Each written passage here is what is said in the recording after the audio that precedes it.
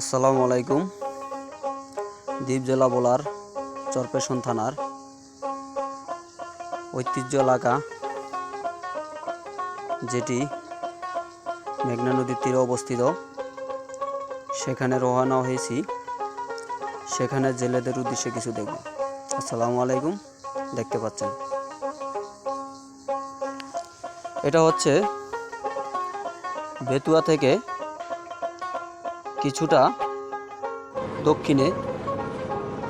এখানে বিভিন্ন প্রাণীর মৃত দেহ এখানে পড়ে থাকে মাঝে মধ্যে। আবার যখন বাটা পড়ে, এই যে বাটা পড়ছে এখন, এই যে গাছগুলো দেখা যাচ্ছে, এগুলো বর্ষায় পানিতে এই পর্যন্ত তলিয়ে যায়, শুধু পুরো অংশটা থাকে। এই খেজুর গাছে ব্যাপক রস হয়।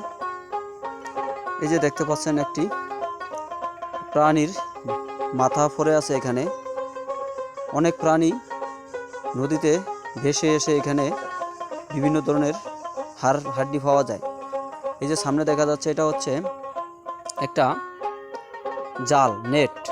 এটা দিয়ে জেলেরা বাগদা চিংড়ি ধরে। এই চিংড়ি বিক্রি করে তারা ব্যাপক টাকা আয় করে।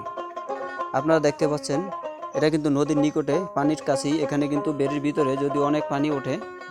এই যে দেখছেন একটা খেজুর গাছ, খেজুর গাছটার মাঝখানে আছে খেজুর গাছ, চতুর্পাশে বট গাছ।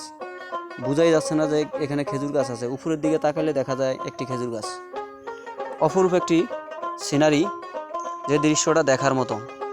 এখানে অনেকগুলোই খেজুর গাছ, এই যে দেখতে পাচ্ছেন, এগুলো সব তলিয়ে যায় বর্ষার সময়। এটা কিন্তু বেরির বাহিরে।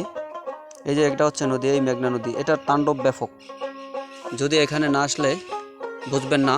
তাই আমরা আপনাদেরকে দেখানোর জন্য চেষ্টা করছি। এটা ব্যাপক হারে ভাঙে। এই নদীটা এখানে এতটাই গরম যে বিভিন্ন জেলে প্রাণ হারায়।